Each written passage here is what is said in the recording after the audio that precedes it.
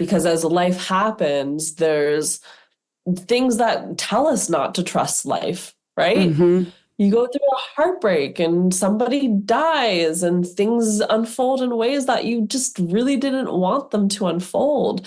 And it's like, every single one of these experiences can make you just be like, I don't trust life. I don't like this.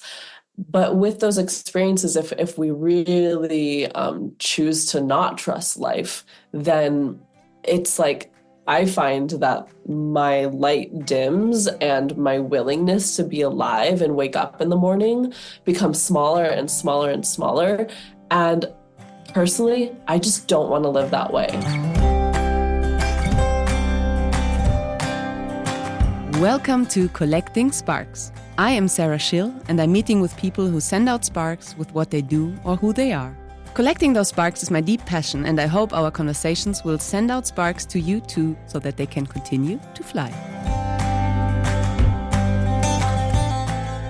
My guest today is Tara Moraleda. Tara is a meditation teacher, life coach, astrologer, poet, artist, dancer, model, and much more. But above all, she's a free spirit that inspires her community on and offline with her positive approach towards life, her sparkling personality, and her sharings that both feel easy and deep. What inspired me to lead this conversation is, apart from Tara's work and vocation, the intense duality I feel about her. Tara seems like a melange between an ancient soul that spent lifetimes alone in a cave, connecting to spirit, and a young wild chick that savors life to the fullest. I wanted to know how she brings those sides of her personality together and what made her this multidimensional being. We speak about Tara's upbringing and the moment when she first realized that her perception of the world wasn't the whole truth, that there was a different magical realm ready to support her. We talk about the great mystery and the human experience, about why it is important to open our heart again and again, even if we've been hurt. Tara shares how meditation changed her life and why she ended up sitting in silent meditation for over 200 days so far. An inner voice led her to Maui, Hawaii, where she started guiding meditation retreats and seemingly accidentally ended up becoming a life coach with high-paying clients. That is a thread I see weaving through Tara's life: to listen to the voice within and follow, to let life unfold, but also show up and put in the work. Tara learned about the Akashic records as well as studying astrology and human design. She openly shares what an accidental MDMA overdose had to do with that and how this traumatic experience ended up being one of the biggest lessons of her life. In the end, she shares one of her poems from her upcoming poetry collection that artfully sums up the duality of her experience on this earth. As Tara is also a world traveler, she recorded our conversation from a hostel in Morocco, which explains some background sounds. Let's not get distracted by those details. After all, that's life. Wishing you so much joy and magic in my conversation with Tara Moraleda. I was swimming before, and I was a bit reflecting on our conversation and on in you, and I kind of when I connected to you and my feeling towards you, it was like on one hand there is this, beautiful hot hippie girl, I would say, like traveling the world, posting on Instagram, having so much fun with friends, and then I get this. Yeah, like an eremit sitting in the Himalayan mountains and meditating a lot, very wise, getting downloads from the stars. And somehow I felt like very intensely these two parts. And I don't know if that has anything to do with you or it's just my perception, but I wanted to ask you how you connect to that. First of all, I just want to say I love that reflection. Both of those pieces I connect to, and I haven't heard it in that particular way. And yeah, I definitely see and feel both these parts of me deeply and have worked with it deeply within my astrology, and just as life continues to reveal itself, it has shown me that I hold very deep duality of very much in the external, in the like playing and look at me and I'm having fun and I'm in a body.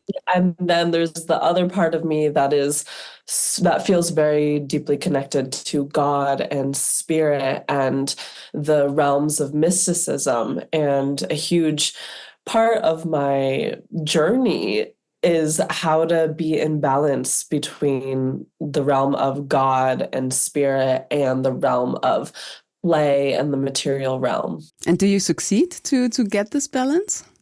Or is it like a constant work?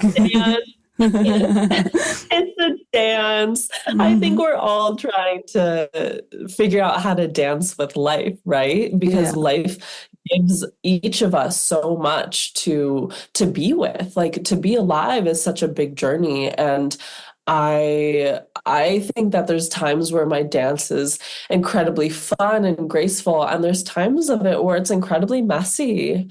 However, I find that the deeper I'm in my practices and in my connection to God, there's a lot of grace and there's a lot of forgiveness for these parts of me that are so clearly human and so clearly mess up, and I'm messy, and I can like mess up in my relationships, or like sometimes not do well with my finances, or forget, I'm late to something, and like have my human things with my body. And I have through my practices a lot of acceptance around the parts of me that are human.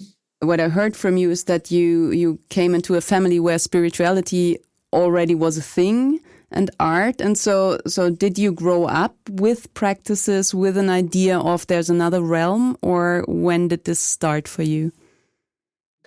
I feel incredibly lucky because my parents came from two deeply spiritual backgrounds. My mother is Norwegian and Scandinavian, and my her father is a very well-known Lutheran pastor. So I come from this sect of Christianity. And then my father comes from a sect of very powerful, clearly witches in the Philippines who practice witchcraft and mysticism, and imparted on me this perspective of spirituality around like life is infinite. There are so many things that we do not understand as a human. And with these two very diverse backgrounds of like learning how to pray in a church and being baptized, and then also having my father hand me the autobiography of a yogi when I was just a child and telling me like this world is not what it seems, really opened up my connection to spirit, and then led me on my own path of how I wanted to relate to God. But they gave me a very beautiful platform and canvas to work with in my relationship to God. And it's put me on, I think, a path of freedom and liberation that has just made it so much more easier to walk in this material realm. Yeah, that's really beautiful. Thinking of my children, how much it helps if you do your work and can give things of your path and what you found to your children. So they might not have to work so hard to just find out that there might be more or might be a different realm to life. Right. That's so beautiful. That's so beautiful. Do you find that your kids are naturally open-minded? Yeah, I think children come with a very open mind.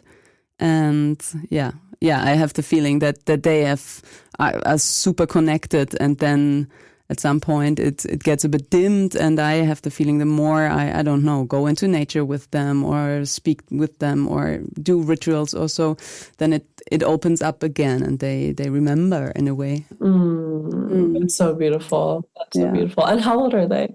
8 and 14.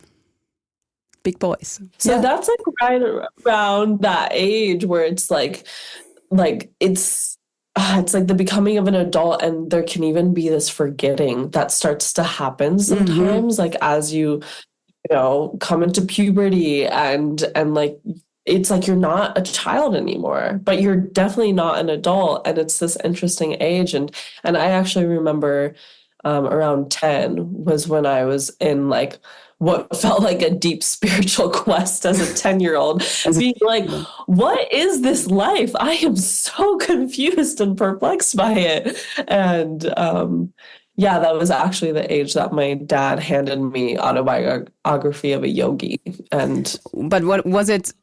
Because of these things your dad gave you that you came into the crisis, or were they helpful on your quest out of the crisis? They were helpful on my quest out of the crisis because I had been living in the Bay Area, in California with my parents, and very artistic town, city. And suddenly, when I was 10, we moved to Las Vegas because it was a lot cheaper for my parents. And the contrast was so intense for me to go from this beautiful, artistic, thriving city into this dry desert with no water. And as a 10-year-old, I was so deeply confused around their action and why they did that and what this land was of Las Vegas, the desert, where everybody gambled and drank and it felt like there was no spirituality. And I was just very confused with what I was experiencing of this world and of this earth. And it just so happened that that was when my father handed me Autobiography of a Yogi. And I remember opening it up to a chapter where it talks about this guru or something, and he hands one of his disciples, like he just opens his palm and suddenly a lotus appears out of it, and like the most fragrant smells were appearing from the lotus. And it was a lesson to me of there is real magic on this earth, and this material realm of what I see is not actually real, and there's a magic that is possible to tap into that if I were to make myself available to it, it would reveal itself to me. So I, at that age of 10, even though I was in this very desert environment, it made me want to connect to magic. And I felt like that's how I was able to keep my spirit alive in a place that was so dry, spiritually dry and physically dry. Wow, that's amazing with 10 years old, no? That it's you have this capacity of opening yourself up. And how did that look for you? Like, how did you connect to the magic? Yeah, I think maybe in some ways it was like a defense mechanism, like it was a survival mechanism. The way that I continued to connect with it was a very clear feeling of God. It was like spirit was something that was laced around everything and every moment. And by connecting to that feeling, pretty much very often, it's how I was able to stay sane in a place that felt so disconnected. And I almost like held on to it like without even trying, just for my own mental health and wellness as a child. And yeah, it was just very clearly a feeling. And I would spend a lot of time alone, staring off in my room, connecting to that energy. So I like in some ways, like my spiritual practice was already beginning, and I would just spend time alone feeling that energy. And now that I'm speaking about it, I'm like, wow, that's crazy. No, it's amazing. It's such a details of this. Yeah. Yeah, but to be able to do this and to really stay with yourself and connect to an energy that, however you call it, but that you can feel, and to understand, okay, this energy, this magic really exists, and I can tap into that with 10 years old. That's really wow. Yeah, again, I think now that I'm speaking about it, and I didn't expect this conversation to go this way, so it's amazing to have this be revealed. But I didn't, it wasn't an intention. It was like a survival mechanism. Mm-hmm. It was like like this reality feels weird. What feels right? And like spirit and God and connecting to that energy was the thing that felt the most right for me. And without even realizing it, I was just connecting to it all the time. And for people now who have this conception of, I don't know, a Christian God, or what is for you this energy? Because if we use these phrases like spirit or God, it can also lead to a misconception. So what is it for you? 100%, and great question. So for people who are listening and tuning in, I use the word God very openly. And to me, God is the great mystery. It is source.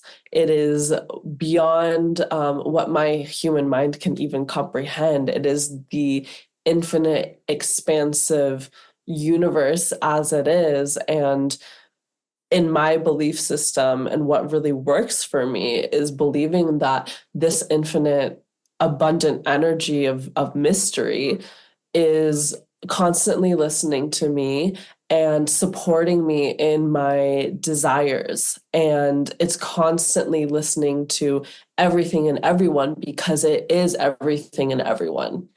And in my belief system, all religions are pointing to the mystery and pointing to what we cannot even try to comprehend as humans. And in that way, like, I respect all belief systems and all religions. And then I have my own dance with God and source and the universe. And with that, I use the word God very openly. It feels like a lot of trust. And maybe it came from spending this time alone and checking into with this energy. But for me, who I came from an atheist background and my parents had a lot of struggle with their Christian background, I grew up without having this feeling of trust in something bigger existing. And when you now describe yourself as a 10-year-old and checking in to stay sane, it feels like from the source there comes a lot of trust in that you're held, that you're not alone. I feel like it was always a feeling that was very deeply imparted on me. This feeling of trust. And then it was a skill or it was like something that I continued to develop. Because as life happens, there's things that tell us not to trust life, right? Mm-hmm. You go through a heartbreak and somebody dies and things unfold in ways that you just really didn't want them to unfold. And it's like, every single one of these experiences can make you just be like, I don't trust life. I don't like this. But with those experiences, if we really choose to not trust life, then it's like I find that my light dims and my willingness to be alive and wake up in the morning becomes smaller and smaller and smaller. And personally, I just don't want to live that way. We take a brief break for a little ad. Did you already get my poetry collection, probably out there collecting sparks? If not, you can get it on Amazon or via my website, sarahschill.com. Those poems about the beauty and sorrow of being alive sometimes speak of love, others of heartbreak, many of hope. My hope is that they might gift you many sparks and a shelter whenever needed. But now let's get back to my conversation with Tara Moraleda. Mm-hmm. I really see life as a gift, and the work is to keep the heart open to the mystery even after you've been hurt. And by keeping your heart open to the mystery, it gives you so much more life force energy to go after the bigger dreams and to forgive the ways that you've been hurt and open yourself up to love again and the magic. And I think that, like, these really difficult scenarios that happen to us, it's like this way that we get to be strengthened in our trust of God, even when it feels like we can't trust God. This feels like such a profound message, I find, to constantly practice trusting, to constantly open up again, even though you feel like I need to close down my heart because it hurts just so much, and then instead open yourself up again.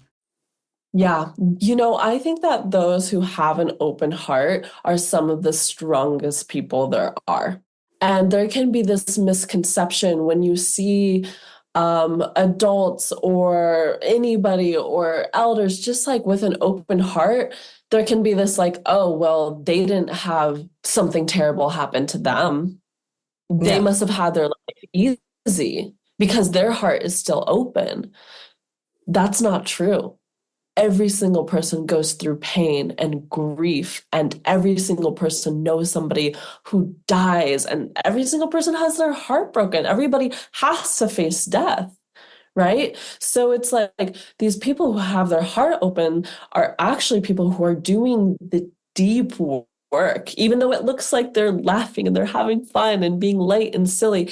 It's because they've gone into their depths and worked through these pieces that stop them from fully showing up in joy to life. Yeah, I know this sometimes when, I don't know, I just got this image when you're doing plant medicine journey or really intense work in groups and everybody goes through the mud and is just working so hard and feeling like dying and rebirthing. And in the end, when you celebrate together and everybody with their pain, with everything they felt and had to go through in life, and then to celebrate this life with all of these parts present and included, that feels so beautiful. And I have the feeling that sometimes it's just like this, just this big celebration of life contains all of it, and still we celebrate and still we love. Yes, yes, yes. And we remember through these deep experiences that Source, God, the universe is always here within every single moment. And how can we clear out these human parts of us that don't see God and allow ourselves to die and look at our shit and like drink the medicine and confront ourselves and have the hard conversations in order to clear ourselves so that we can show up more fully for love. And how was that for you? So from that space to moving to Las Vegas and starting the work, how did you come to meditation, to life coaching, to all the other parts that came into your life? It's always been a dance, I would say, between trying different things and then coming back to meditation. And then I'm going to go over here and then come back. And it's like, it feels like a fate that I can't escape. And my connection to my meditation practice is something that it's a direct plug-in to God for me personally. And I remember being in school and film school, like in university and high school, and finding myself connecting to Source in very big ways just through yoga and making yoga my very center of my day. Like it was something that I had to do every single day. And that led me to a yoga teacher training. And that yoga teacher training led me to spending a lot of time alone in nature, meditating and doing my practices. And I found that I would, no matter what I did, like whether I was in Las Vegas or at a festival or traveling, I always needed to come back and be alone and be in my meditation practice. So I had a number of years traveling, doing yoga, meditating, and I was like constantly like in a longer term relationship. And then when I was 24, I heard a voice. It was a clear voice, and it said, move to Maui alone, sell all of your things, just go. And I had lived a great life at the time. I was living in Northern California, living on a farm and doing my practices and love and traveling. And then when that voice came in, it was so clear that I just like had to break up with my boyfriend, buy a one-way ticket to Maui, barely knew anyone on the island, maybe knew like 3 or 4 people, and just showed up. And I just showed up and I was like, I'm going to make this work. I have $1,000 to my name. I shipped my car. And I was like, I'm just going to figure this out. Worst comes to worst, I can sleep in my car at night. But just a moment, like this voice that you heard, was it during a meditation practice, or how can I imagine that this moment happened? Yeah, so I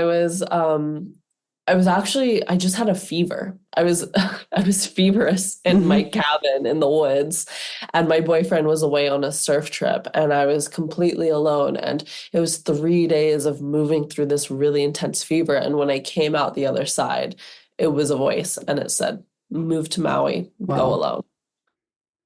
And you followed? Yeah. I completely followed it. I was like, okay, I'm gonna just go ahead and follow this, because when I heard the voice, it felt peaceful in my body.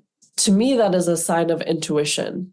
When you hear a message and it brings a sense of peace, then it is your intuition speaking. However, the reaction is your ego. And my reaction, of course, was like, that's insane. Oh my gosh, I don't know if I can do it. I'm scared. Like, is this wise? How do I do this? I don't know. And but the voice itself was so peaceful, and I could just sense if I didn't listen to it, then there would be a lot of suffering. So I decided to listen to it, and I made my way out to Hawaii. I landed, started to just like make my way around the island, make friends, eventually like got these like small paying jobs. I was working in an art gallery, I was babysitting, I was doing all types of odd jobs. And then eventually I found myself at a meditation retreat. I got invited to sit for 10 days in silence from a friend of a friend. And when I sat at this meditation retreat, it was right before my 25th birthday. And it was one of the most difficult things I had done in my life, to sit down in silence. I felt like I couldn't even breathe. I couldn't stay still. It was hours upon hours every single day, from 4:30 in the morning till 9 p.m. at night. And at the end of the 10-day, I was flying. I was just so tapped into my practice, felt so tapped into God. And I knew that this was the medicine that I wanted to receive and give the world. And my journey began where I started to sit 10 days every single month. And I just told the foundation, I will do anything to work with you guys so I can sit every single month. So I would work in the kitchen, and I would do body work, and I would help facilitate courses. And eventually they had me be the in-house yoga teacher. And then I was like teaching to 50 people at once. And it was like such a huge expansion for me at that age. And I was so nervous every single time. I would be sitting in my meditation practice being like, what am I going to teach? How am I going to do it? I was freaking out. Am I going to mess up? And I was so scared. And then it like really put me in this leadership role of teaching. And then eventually they asked me to be the first female teacher for meditation in these retreats. And I started to teach and facilitate these courses, just short sessions here and there. And it was like, but it was still guiding meditation to 50 people at a young age. And everyone's like, who is this young girl? But little did they know I had been sitting 10 days every month, 10 days every month, 10 days every month. Every month, 10 days. For how long? For a year and a half. And in between then, as we said at the beginning of this call, I had a very expansive, like the way that I connect to the material realm is expansive. And then also the way that I connect to the spiritual realm is expansive. So in between my 10-day meditation retreats where I would be in silence, then I'd go out, and then afterwards I would party. And I would play, and I would be wild, and I would be crazy. And then I was like, also like modeling too, and like using the little, I would get paid here and there for these modeling jobs, and I would use it just to like live the very bare minimum, because I couldn't get like a regular job because I was constantly in a 10-day meditation retreat. And then I would literally have the most expansive material journey of traveling and modeling and whatever, and boys and silliness and medicines. And then I would go back into 10-day silent meditation retreat and be like, okay, time to do my spiritual practice. That's really amazing. So that you didn't at some point just, get lost in this partying and so, but always came back to this practice, that it was like really rooted in the practice. And from there, you went out, if I understand it right, and came back, and went out and came back. Yep. Yeah. Mm-hmm. Yeah. So it's like 10 days of the month, I was a nun. I was meditating. And the 20 days of the month, I was being crazy and traveling and trying to make money in any way that I could. And I lived in Hawaii. I was living in Hawaii where the whales were coming. So I was like going out and swimming with the whales and just having the most magical journeys. And then, a year and a half passed by of this and of this really intense pendulum swing of going into the depths of spiritual practice and then into the depths of the material world. And then I was like, okay, how do I find balance here? And I was like, I'm really ready to have money. I decided. I was like, I'm tired of living off of food stamps and money from my modeling gigs. I was like, I'm ready to have my own money. So I remember sitting in a meditation retreat and saying, okay, like, God, like, I just would please. Like, I want money so I can like pay rent for myself and have my own home and eat really good food and be able to buy myself the clothes that I want and travel and not feel like I'm just broke all the time. And then shortly after that, I was like at a dinner party and there was like all these wealthy people, and my friend he was always fascinated by me going in and out of these meditation retreats and then coming back out. And he was like, I can see that these meditation retreats are working. Like, you are tapped in. He was like, but it's time for you to do something with this. And he was like, I'm going to gift you this coaching program, and you have to go to San Francisco and you have to complete the program. It's like I think it was about a 6-month program. The program was called Atlas, and it's similar to MITT and these certain technologies that are meant to break down your ego and then have you be rebuilt into somebody who can take their visions and bring it into reality. So I was like, okay, sure. I had no idea what I was getting myself into. And I showed up, and you had to like dress up in these suits and like be all coachy. And then they just threw you into these really intensive exercises that made you get really clear on what you wanted and also how to make what you wanted into a reality. And the exercises that they put us through, I have to say, were intense. You had a very short amount of time with a really big vision, and like it's like if you had to get it done, otherwise you would get like coached in front of hundreds of people, and it was super intense, and like people were constantly crying and people were constantly just like, it was this whole spiritual journey, but it was all the while everybody was in their like little coaching suits.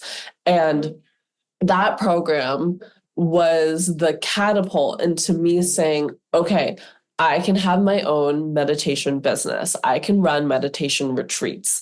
And I wanted to do custom meditation retreats. And it was in this program one day where we had this paperclip. Have you heard of this paperclip story where you have to take paper clips and then trade it up to see how far you can go? So anyways, they gave us all paper clips and they said, go out onto the streets of San Francisco and trade up to see what you can get. And then whoever has the highest value thing will win. And I went out onto the streets of San Francisco in my suit, and I was traded somebody. I was like, hey, can I trade this paperclip for something? And they gave me a sunscreen bottle. I was like, okay, this is random. And then somebody else traded me the sunscreen bottle for this right glove. And then I had this right-handed glove, and I was like, okay, I'm going to go to the construction site and I am going to just see if I can get a drill or whatever. And I was super focused on my plan. And out of nowhere, as I was walking, I physically run into this guy. And this guy was holding his coffee and he like spills it everywhere. And he looks at me. I'm like, I'm so sorry. I'm so sorry. And he starts laughing. He's like, what are you doing? I was like, because I like had like a coffee myself in my glove and I'm like wearing this suit. And he was like, what are you doing? I was like, I'm in this coaching program. I'm trying to trade this glove up for something else. And he was like, well, literally, he's like, I know this sounds weird. My apartment is right here. Let me trade you a glove for something. And me being naive and young, I was like, okay, sure. Like, let's see. Go into this guy's apartment. Hopefully my mom's not listening to this story. And I go into this apartment and I'm like, he's like, do you want this book? Do you want this seashell? Do you want this tambourine? And I take the tambourine and I start dancing with it. And then he was like, tell me about yourself. And I told him the program that I was a part of and why I was doing it and how badly I wanted to run personalized meditation retreats in Hawaii. And as I was saying this, he was like, are you freaking serious? I have been searching online trying to find personalized meditation retreats in Hawaii. And I was like, oh, yeah. I was like, yes, totally. Well, okay, like, let's book it in. And no joke, this guy became my first client. He paid me $4,000. I went from being a broke hippie girl to suddenly, I was like, yes, my private meditation retreat is $4,000. And he was like, great, cool. He didn't even think about it. He was like, no problem. Sent over the money. I freaked out. I was like, what? And he didn't send it right there. And then we had a consultation like a week later or something. And it was just it was literally like the paperclip just transformed me into finding my first client and gave me the belief that I needed to say I can start my own meditation retreats and God has my back. That's really amazing. What a story. Did you then also start your online business as a life coach? Because it's super young still. I was super young. So I started to run my own meditation retreats where it was in person, and that was my whole vision. I was trying to figure out where I should do it. I was like, do I do it in Bali? Do I do it in Hawaii? And then I went back to work as a coach for this program. So I was like, I really want more experience coaching people. I loved the vibe of it. And then my retreat business was building up. It was doing pretty good. And then COVID hit. Mm-hmm. So it was 2020 and no one was going to meet in person. Nobody. Yeah. It was like COVID hit and I literally went, okay, time for me to learn how to coach people online. So thank goodness I had hired a business coach, and I was actually thinking about this today and how when I hired my business coach, I was paying her $1,200 or $1,300 a month. And it was the most money I had ever paid for anything. The most rent I had ever paid in my life was $800 US. So suddenly I was paying this coach $1,300 a month. And I was like, oh my God, but thank goodness I hired her. She helped me build out what was called a summit, where I created this 20-person interview series of people from around the world asking them what abundance truly was for them and how they could create it for themselves. Mm-hmm. So I made this whole series, and my business coach was guiding me through it. And then I released it. I was working on it while COVID was happening. And then I released it to the world. And shortly thereafterwards, my online business just blew up in the best way. But how did you get to this decision? Because it seems like such a big stretch. Yeah, it was literally it was crazy. It was this one intuitive thing where I had gone through the coaching program, and I was talking to one of my girlfriends who was older than me, and I was like, this guy said that he's going to just build my business for me. He's going to do all of the marketing and then it's going to be great. And she looked me dead in the eyes and she said, Tara, no one's going to just build a business for you. You have to put in all of the work to make this happen for yourself. And she was like, you should probably hire a business coach. And I was like, oh, okay. And it really hit me. And my intuition was like, you have this family friend. I've seen her do all of this stuff online. I had no idea about the coaching world at all. I didn't really know what it was. And I called her up. I was like, hey, you do this coaching thing. Like, I don't even know what it is. I was like, can you help me? And she talked to me for a while and she was like, yep, I can absolutely get to you to where you want to go. And then she was like, this is how much it is. And I was like, are you serious?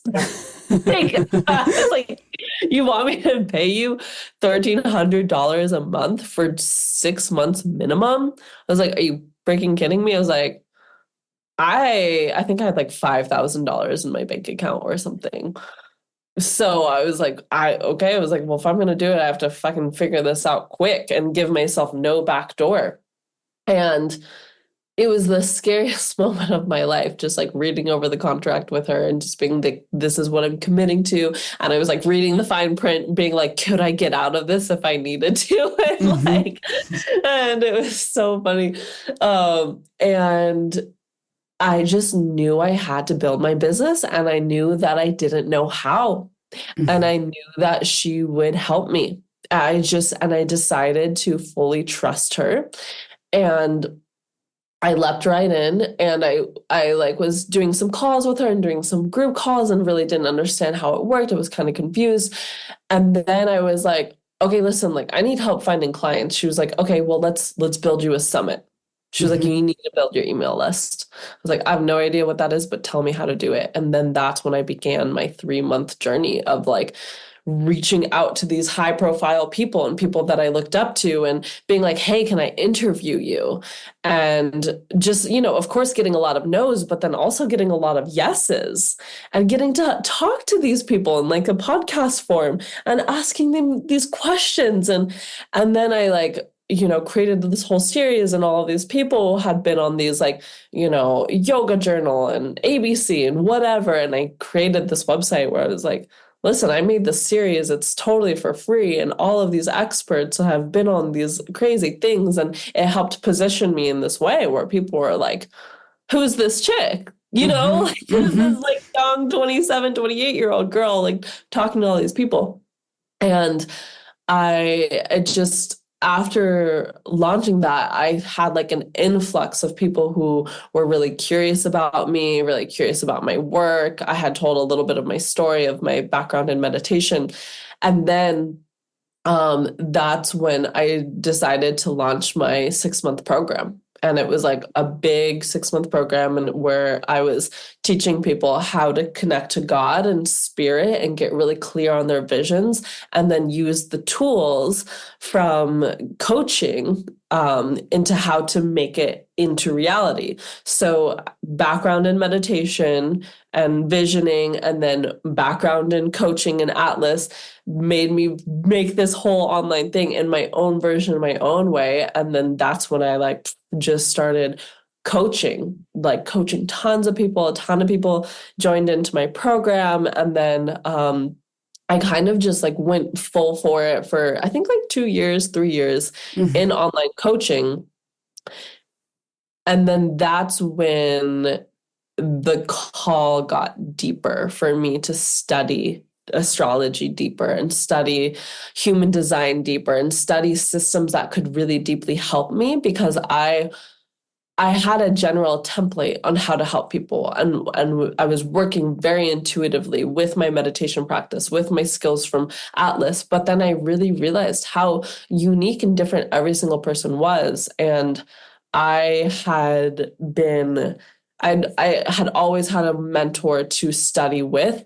But then I had this experience at the peak of my Saturn return, which made me work with this mentor who used astrology and human design very deeply. And it was the most seen and held I had ever felt.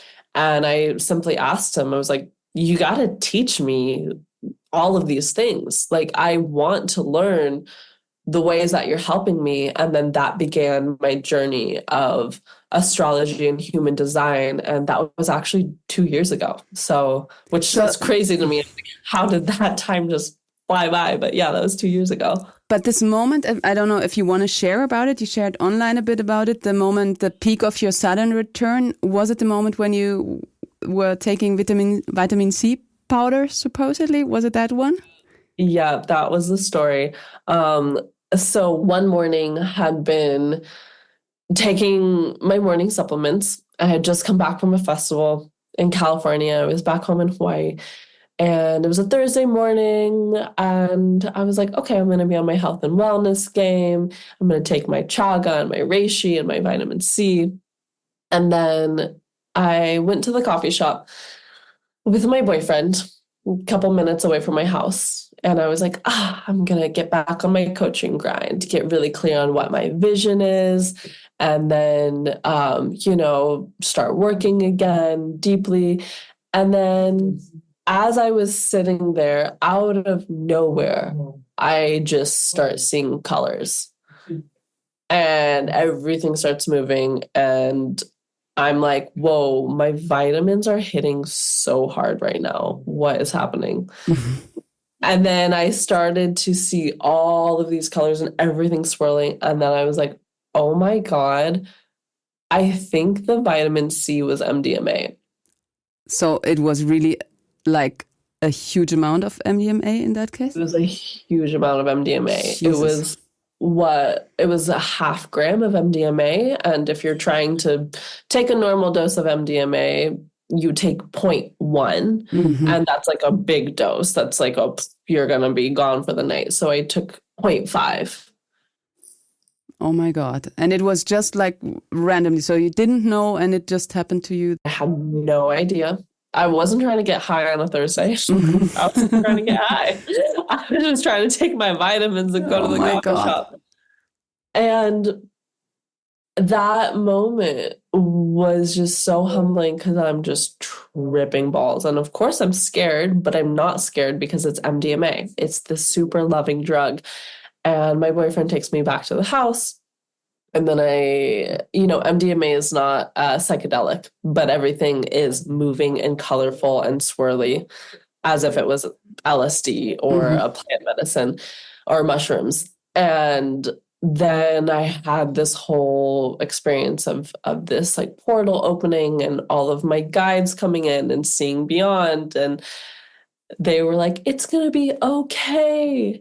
And I was like, what do you mean it's going to be okay? Like, they're like, no matter what happens. I was like, I'm not trying to die right now. Like, I'm trying to be here. Because they were saying, like, it doesn't matter, like, in, this reality, whatever reality, like, it's going to be fine. And I was like, that's not what I want to hear. And my boyfriend was like, you need to go to the hospital. I was like, yeah, I need to go to the hospital. So I went to the hospital. They did what they could. They had no idea what they were doing. And I asked them to leave. So I left and started my own personal healing journey of healing my body, healing my psyche. And then because it was like such a profound experience that took time to heal from it and to come back from it. 100%.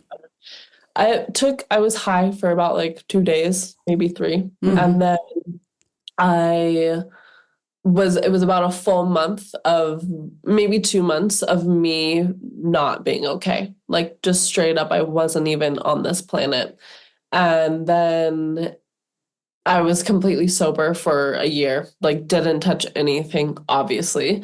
And then I think shortly after that, I just like opened up a little bit and started like smoking weed again and just maybe some alcohol here and there. But I was like stone cold sober for a year. And that experience was so big. And I was already so tapped into God and spirit because of my background that it just opened it up on a level that I would just be sitting and having a normal day. And then suddenly I would just start tripping and seeing things and hearing things. And it was like, okay, my psychic channel is really, really open. And I had already began my work learning the Akashic Records, which is this deeply occult practice of tapping into a dimension in which all information exists, and you're able to see people's past lives and future timelines and do deep soul work with people. And I had already been working in those realms, and it was like already such this huge initiation, because when I was sober and going into these realms of the Akashic Records and feeling like I was tripping, and then suddenly, so it was like I was opening my psychic channels a lot during that time before the overdose, and then after the overdose happened, my channel was just blasted open, and I felt like I couldn't control when I was going in and out of the records, and it was hard for me to grasp reality. So I had to like pause my work with the records a little bit. And then it was like after the overdose, I think 6 months later or so, that I finally started to work with the Akashic Records again. And yeah, that whole experience happened about like 2.5 years ago or something that, but it was like shortly after that I found my mentor, and my mentor was all around nervous system healing and using the planets and your human design to get you into right relationship. And I was so blown away by his work that it brought me so deeply back into my spiritual practices in a way that was really needed at that time. Why the stars? I mean, I know so many people who are like, what on earth would the stars have to do with anything? And so why was it that the stars were speaking to you, and that you came from the Akashic Records into human design and astrology and went down that path? Yeah. So when my mentor at the time opened up my birth chart, I had never really gotten a birth chart reading before.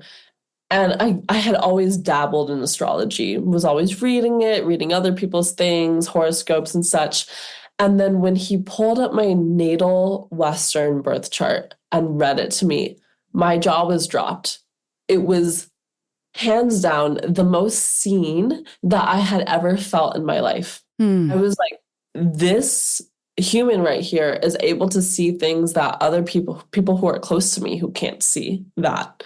And he was able to describe me in all of these ways. And it gave me this permission slip to be who I truly was. And just it dropped me so much deeper into spirit through being seen in this way. And when he read that chart, all I could think was like, I've been looking for a deeper way to work with the people in my world. I want to work with my clients more deeply. And I immediately knew I need to learn how to do this so I can read for other people. I want to be able to really see people and give them the permission slip needed for them to be who they are on a soul level. So I asked, I was like, please teach this to me. Please teach this to me. And he started to show me some things. And then eventually, it's very interesting. His work all ties deeply to the spine and the way that the planets relate to the spine. And the spine, interestingly enough, connects very deeply to the Akashic Records. And when we were doing this subtle body healing, when I was working with him, and still do work with him, but when he would guide me through these processes with my spine, I would enter into states exactly the same as the Akashic Records.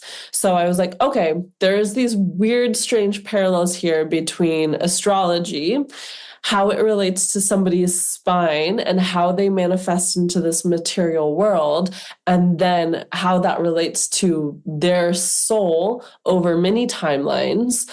And it's like the map has shown me to be this blueprint of somebody. So before I even open somebody's Akashic Records, I'm able to see this blueprint of them.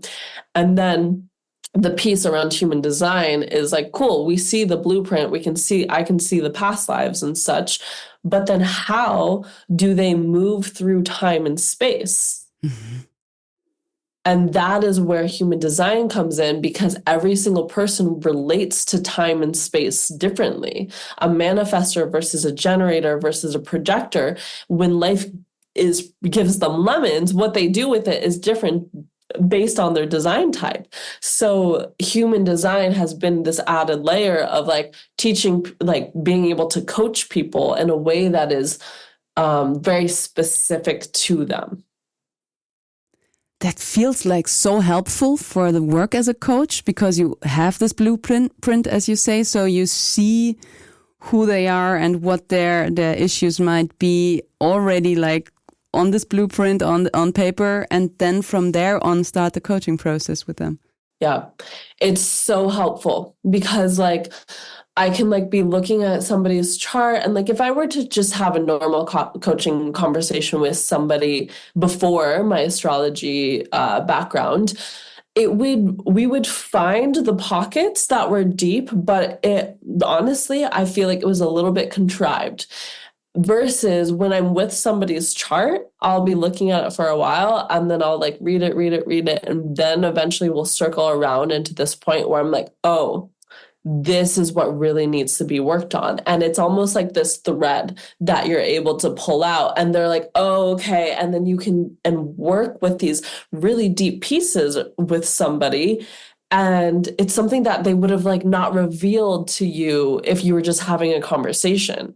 So it's like I'm able to see the behind the scenes, and then also looking at transits, which is like where planets are at in the sky right now and how they're interacting with somebody. So like somebody can come to me and I'm like, okay, you think you're depressed, but this is actually just Saturn and Pluto doing weird things to your moon. Okay, and this is how you can work with it, and like making people not feel wrong or like needing to change their emotions, but like really teaching people to accept the way that life is moving through them and around them.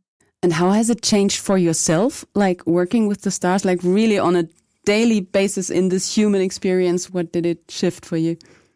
It is so cool. I just have to say, it is so cool. So like there's this level of myth and mysticism that is alive in my daily life at every single moment, where I'm able to track omens based on where the moon is at or where Saturn is at. And like when I can see things and feel things coming to fruition where I'm like, oh, that was a message from Saturn, and I need to be more aware in these areas of my life. Or like, okay, I can look at people's charts and knowing people's charts, and when they come to me, I'm like, oh, Venus is coming to me right now with a gift.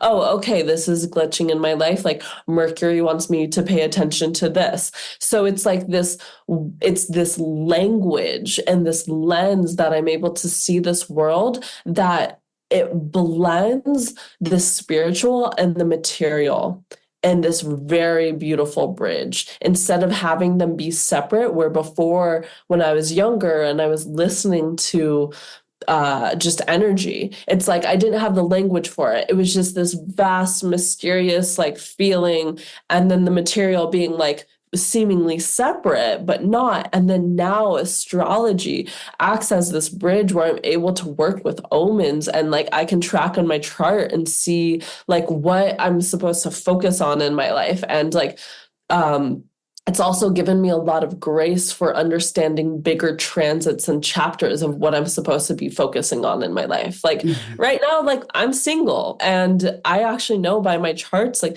this is not a good time for me to be in a relationship. It's not a good time for me to date. This is a great time for me to be selfish and just do my thing and work on my career. But based on my charts, I also know that like I'm going to have the most amazing partner when the time is right. And I'm not pressuring it. I'm not like thinking like, oh, what's wrong with me? I'm 31 and I'm single. I'm like, nope, not my chapter for fully, being in a relationship with others. So it's like given me this permission slip to be who I am, and given me this mysticism and then also this grace around it all. So this is, to recap the parts that you're working with now, it's a lot of meditation practice, right? And then you're working with astrology, with human design, with the Akashic records, and bringing all this together also with your coaching experience to guide people on a one-on-one basis and also in retreats? Yeah, pretty much that. Pretty much that. So I have my one-on-one clients, and I'm just, ever since I've got, like, as there's been a deeper bridge and integration between the spiritual and material for me, I feel like before there was kind of this push in my coaching business where I was like, sign up, work with me, da da da. And that was healthy, it was cool, it was good. But now it's like I just lean back and the most amazing souls come to me. And I am honored because from a very human perspective, I'm a 31-year-old girl. I'm a girl woman, and I'm like, there's still initiations that I have yet to have, but there are these powerful people who come to me to be held. And I'm just like, thank you, God, for allowing me this opportunity to serve people in the skills that I have in the way that I know best, and like holding people through very deep spiritual processes. And I'm just so honored to do that. And that's my one-on-one work. And then like, it's cool. I also get like a lot of readings, and people come in for business coaching, and I'm using the human design maps and the astrology maps for that. And then I get these really like quantum people who come in, and I'm able to use the Akashic records, and we're going in and doing this very cool mystical work of like rewriting timelines and seeing like what contracts they've been through in their past lives and helping them step into new iterations in this life. And then, so that's all my one-on-one work. And then I have my retreats. Still Life is what I call it. And that's like a retreat brand that I'm building. And it's so fully my life's work to give people the space to be in silent meditation and be creatively expressed. And then I'm like, I have a million group programs that I want to run and have run. And currently I'm only running a writing group. And then I'll probably run my business coaching program again here shortly. And yeah, it's a full fun plate. Like, it's a lot of stuff, and it's all so amazing. Yeah, and at the same time, you're traveling a lot and really enjoying life and doing all of that. And it seems so effortless. I don't know if it's that like that all the time, but from the outside, it feels really effortless in a way. Is it like that? You know, in some ways, absolutely. And in some ways, there's tons of hard moments where I'm and I also think that, you know, Instagram gets the highlight reels for sure. And there's moments where it doesn't feel graceful. Like today, I wanted to just like be in nature all day. And then I was like, messed up the time for something, and I slept in because I drank a little last night, and then I was like, well, there goes my river day. And then there's also times where it's like, it's just, there can be like a lot on my plate and I'm not able to get it all done, of course. Like when my hunger for life is so big, it's like, okay, it's really just like needing to do things like one step at a time and chew just one bite at a time. But I have like a pretty big plate of things that I desire to do in this life. And you also, we didn't yet talk about that because you just mentioned the aspect of creativity that is connected to your still life retreat. You also are writing poems, quite amazing poems, I must say. I really love your writing. Thank you. That means so much coming from a fellow writer. Thank you. Thank you. Thank you. Yeah, it was, I signed a book publishing contract this year. Oh, did this come to you, the book signing deal? By the grace of God. I'm just so grateful. Everything comes by the grace of God. I had somebody message me online who wanted to join my online meditation group. And he had sent me messages from 3 years ago saying, hey, I see that you write. If you ever want to talk about publishing a book, I have a publishing house and we should talk about it. And he sent those messages like 3 years ago. And I was like, oh, cool. Never really didn't think too much of it. And then when I was writing with him about the meditation group, I was like, hey, do you still have your publishing house? Like, and he was like, yeah. I was like, I am literally in this moment working on my book. And I was like at my laptop, like finishing up some things. I was about to self-publish it on Amazon.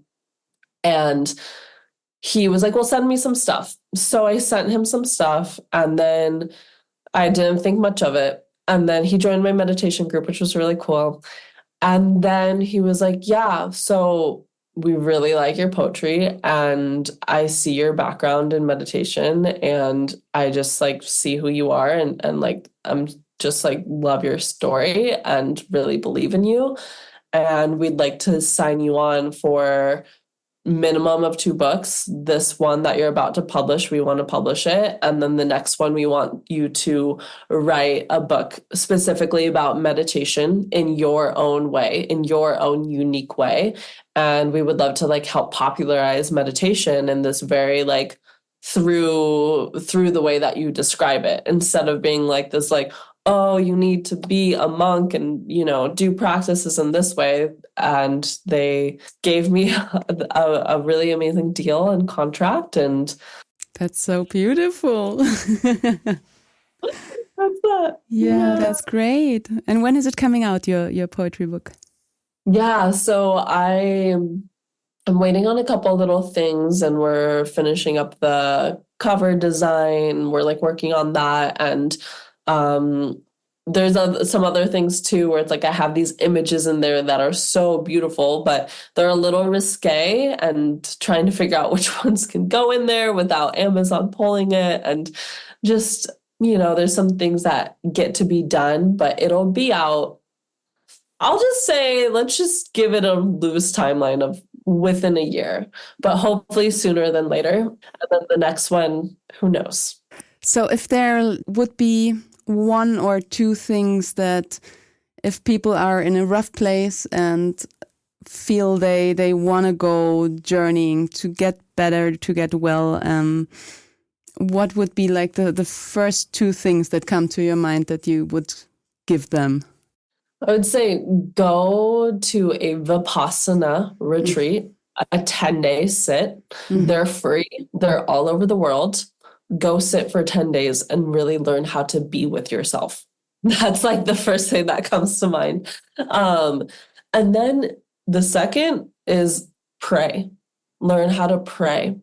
So meditation is listening to God and praying is speaking to God, and really taking some time to voice your desires and what you need and support, and asking for support from God.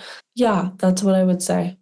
If you're in a hard spot. And the last question I always ask is, if there was the grand book of stories, like a book, and you could contribute a story, a poem, a song, whatever, also for the future generations to come, is there anything that comes to your mind that you would say, I would enter this one?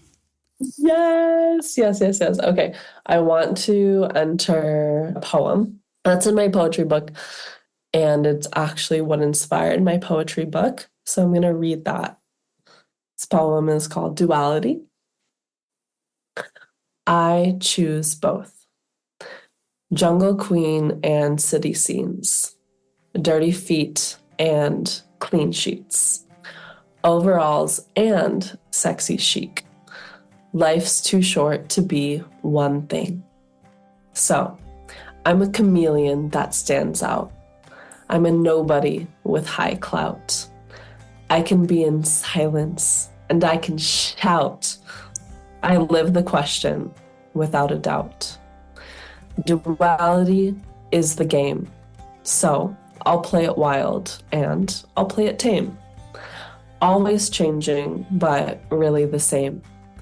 I'm wandering down a single lane with the sunshine in the rain. I'm crying with the cosmic joke. I'm taking a nap and I'm super woke. Always sober, I'll take a toke and forget all these words I ever wrote.